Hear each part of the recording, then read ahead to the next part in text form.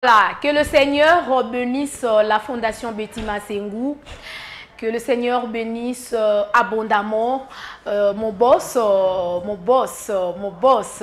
hein, 3 fois boss. Boss Tango Coucou, boss Tango Coucou, boss Tango Coucou, hein, 3 fois. Agence Kimbacom, agence Kimbacom, agence Kimbacom. Vite fait. Ils ont un flat hotel qui toque on a Luanda, il n'y a pas de. Merci Nzamba Pambola, yo papa. Nzamba Pambola également, papa GFT Pacifique. Papa GFT Pacifique, quoi, tikara biso, tenga pena tikara été.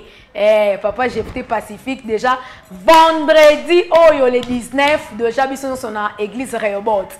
16h, méga concert. Donc, concert, ils ont une surprise et belle. Concert, ils ont un miracle. En tout cas, quand on a yembo, vraiment, ils ont le biko. Donc, la bénédiction qui est dans le yembo, dans l'album Nganaza Okapi. Alors, déjà, tout y a belle. Merci beaucoup à maman France Misoko, maman Nola Chipamba. Donc, pour dire que pour nous sunga, ils ont fait la millionnaire, tout milliardaire. Avec un petit rien, on a fait Sarabiso. Toko ipe ko sunga ba orphelin oyo ba no bazanga ba boti biso ntokoma ba boti na bango. Alors déjà merci beaucoup et prochainement peut toko kena orphelinat ya boss na biso papa Mike Mukadi, bravo Jésus.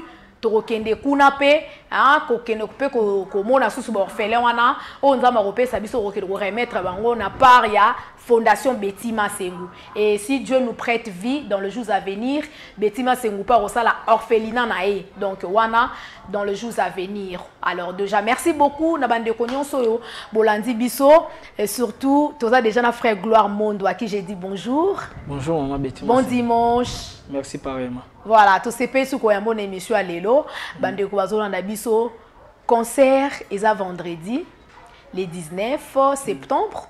Alors, on a évité bandeko oyebisi bango nini d'abord pour tokota na ba question à émission na biso pour soto moni déjà yo boy to mona déjà image ya le groupe Le Pacifique avec papa GFT Pacifique au bozo préparer concert oza chef ya répétition ba répétition zo le kandengeni. Oui, ba répétition les cas très bien par la grâce de Dieu dernièrement tout taki ko répéter jeudi ou tu le kana quand est-ce que tu répètes en lingua là. Oui. Mais je pense que l'obip lundi tu as une répétition pour le 19 il y a le musique. Oui. Donc batu ba belé donc na bengi bino boye belé pour tout ça la présentation album na biso Nganaza Okapi. Oui, ça na 30 titres ya ba chant na quatre ba nzembo bien makasi. Voilà. Il y a un moko ko bongolisa batu mitema oyo eko pambola batu eko biksa babeli. Donc batu ba na concert wana sentiment. Voilà. Baya vraiment avec sérieux nyonso baya koyoka banzembo. Voilà. Pour jouer en de présence nzambe nimutezala. OK. Ils en ont été ndeni te. Boya to adorer nzambe ensemble to louer pe nzambe. Voilà. Oui. En tout cas, merci beaucoup. Et donc, Batouba y a vraiment avec beaucoup de sérieux parce que ils ont concert au Tolo, ils ont méga concert, ils ont concert, il y a Papa GFT Pacifique, tu as que Papa GFT a déjà bien album Wananga Naza Okapi et ils ont déjà album za banze moibele, ils ont fait la banze mukito kona kati. Net clip au total qui quitte sa Kembo. Oh mutumo tu maman Betty Masengu to mono na ba clip Papa GFT. Maman Betty Masengu la manager hein, il y a Papa GFT Pacifique. Vraiment. En même temps, attaché de presse, n'a pas pasteur Olivier Temeteme, attaché de presse. Donc, ma tali papa GFT. Ma tali pasteur Olivier Temeteme, maman Betty Masengu. Donc voilà, c'est une façon de soutenir l'œuvre de Dieu et avancer, surtout dans les médias. Donc, ma Kambouana ici, ma marande paya. Betty Masengu, la journée internationale. Donc c'est un peu ça. Alors déjà, tous on le frère Gloire. On est bien ça na belé ba lobi makamba ba légende. Dimanche passé na ton question on lobi papa GFT à légende. Oui, ah légende. On lobi pasteur Moïse Mbi à légende. Ah légende. Ah bon? Oui. Musique ya comme ba le temps de na musique ba légende peut bazala. OK. Na mamba ba pasteur ba légende peut bazala. Na ba pasteur pe na ba légende bazala. Ba légende peut bazala. Donc domaine nyonso na ba légende na. Na ba pasteur na waza légende. Ba pasteur, ba prophète. Déjà prophète David du Keto za légende. Ah papa. Oui. Papa, ou les polémiques prophète David mutabani na makambo ya TV ka lobby kutu abani on émission Betty Masengu. Aza légende. Yo comme c'est légende. Aza légende. Aza légende na makambo nzambe hein. Aza légende na makambo nzambe. OK. So ye pasteur Marcelo Tunas. Pasteur Marcelo. Aïe aïe aïe. Pasteur Marcelo Koutou. Hein? Prophète Denis Lesi a boya qui est une émission moi ça internet abi prophète pasteur Marcelo Tuna ça la légende té il y a bandi maramanza na sima na ye. Yo donc le raconter légende. Marcelo Tuna ça la légende. Ah bon? Pasteur Olivier Temeteme. Il y a une légende, il y a une légende. Ah bon? Waouh! Dans ma Bible. Pasteur Olivier Temeteme. Pasteur Olivier. Notre mon père Pasteur Olivier. Donc il y a une légende de la légende. Oui, il y a une légende de la légende. Kala. Bon moi Pasteur Olivier, ndeti babiso ba jeune ya lelo. Tonda koyeba pena ma spiritualité té. OK. Donc à travers grâce à l'enseignement à Pasteur Olivier. Enseignement à Pasteur Olivier. Non, là vous avez raison. Pour découvrir ma mbebele na spiritualité. OK.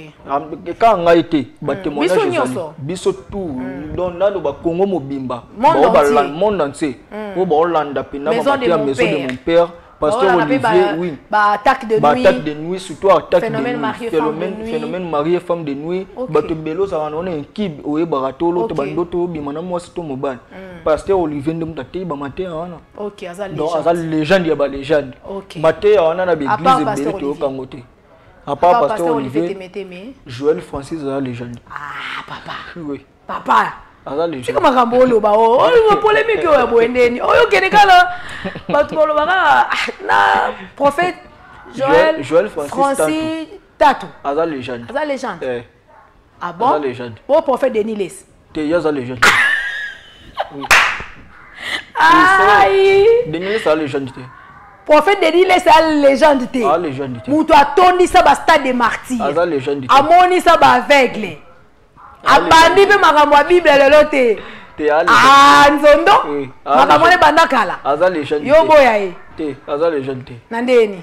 Bon, on peut batwana so totali Marcelo Tunas. Da Denis Lesi. Ministère na bango zande mortel. Oui bien ministère ya compassion des églises munene. Ils ont monde entier. C'est quoi ça Denis Lesi l'église des hommes. Tout le monde a pasteur Marcelo a bandi mais belé la compassion ça partout na États-Unis la compassion zali. Tes prophètes Denis Lesi dans une église ah non, la limité na débonnement malgré kufa les balongo là. Et comment na mboloko je crois na matete. Mboloko na matete pas ya mboloko. Ça c'est l'église. Donc mais Marcelo tout le monde a la compassion ça na limité, la compassion ça na rigini, la compassion ça na ngaba, la compassion ça na lemba. Léopold Mutombo. Azal légende. Il est pas dans légende. Azal légende. OK. Léopold Mutombo azal légende. Voilà. Tambuloko qui azal légende. Tambuloko qui azal légende. OK. Apporte Tambuloko qui peut légende. Sony Kafout azal légende.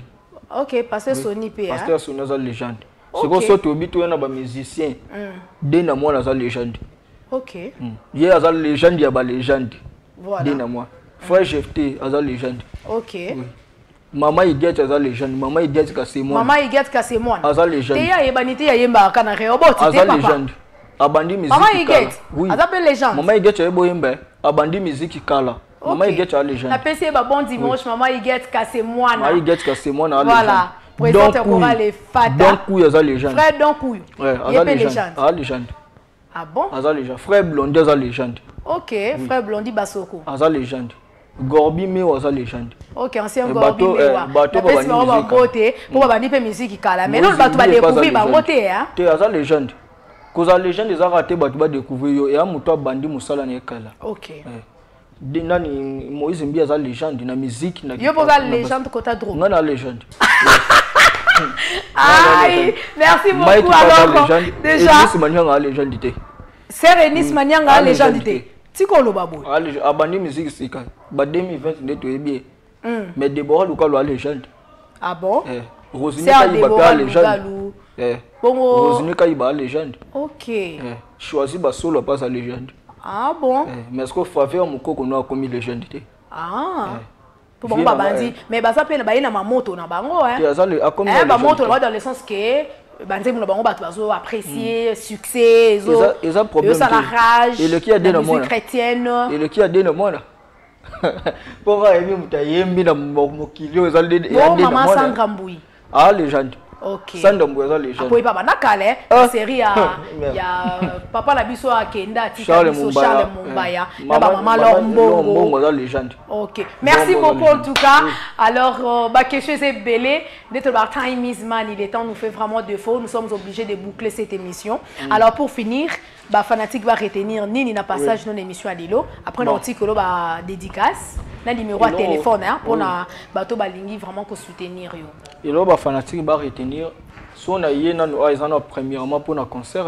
OK. Donc tu rappelles à chaque fois on a des émissions bossanate date on a bossana beaucoup on a affiche vu que place dimanche prochain on a affiche wana. En tout cas le 19 ba téléspectateurs boye Belén église Rehoboth na avenue Semlik numéro 40 référence Igo Tanzambe to salle de fête week-end.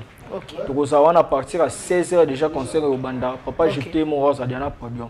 OK. Donc na pesi libang na pesi mbote na de l'autre bois comme banque belete ma beti. OK. Bon, toi souhaiter nos joyeux anniversaire na Jemima Kwasoko. OK, joyeux anniversaire à la sœur Jemima Kwasoko.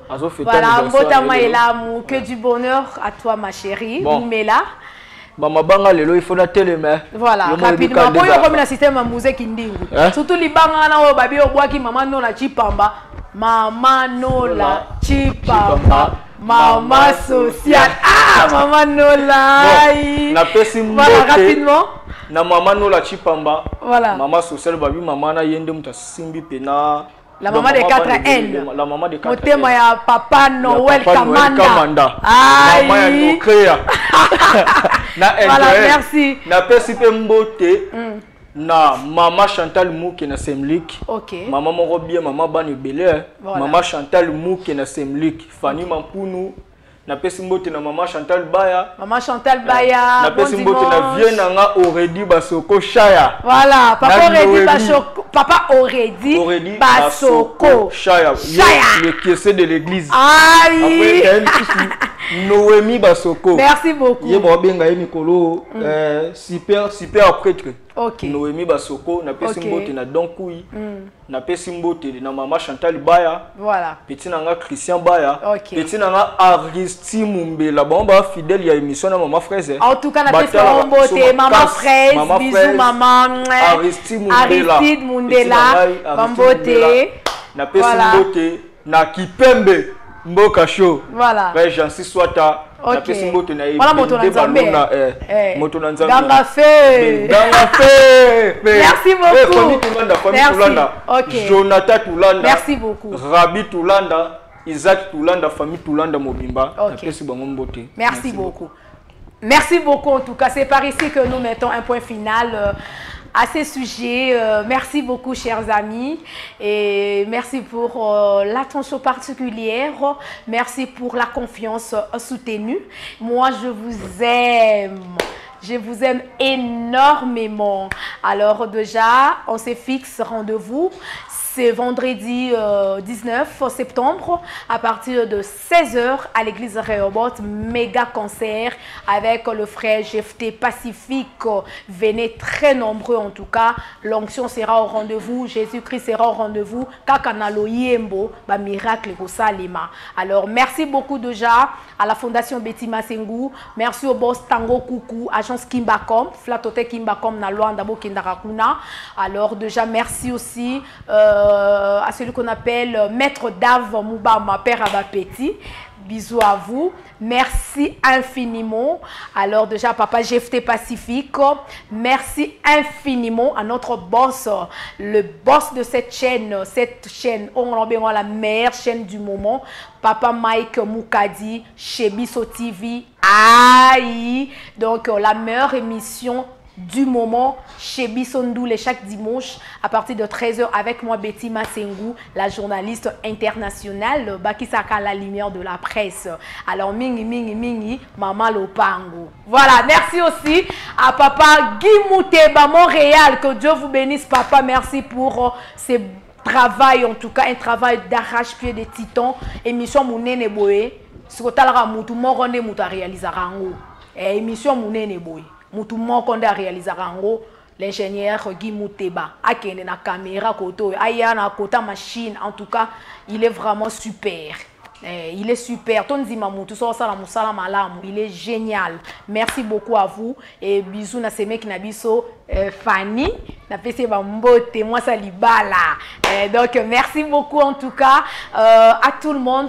L'ingénieur Ben Kabiena, notre cordon, notre DT, et bisous à maman Lydie, mère doublée, staff chez Bisso, et ça on a boya rayara. Bon, on va concert n'engage bon ça se produire en gros, hein. Boya rayara et ça là bien. Alors déjà la rediffusion de cette émission, c'est mercredi à partir de 12h. Pour un prochain numéro, on se retrouve le dimanche prochain à la même heure, surtout sur la même chaîne. Je vous kiffe. On se retrouve à la prochaine. Bisous, au revoir, bye.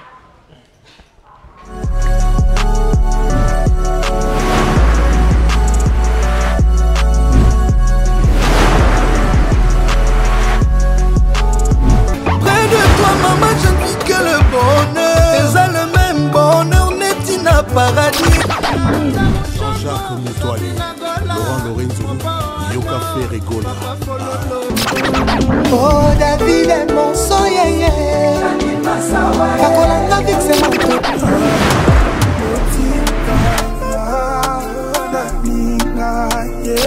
Masabana butu afutinga bona limela.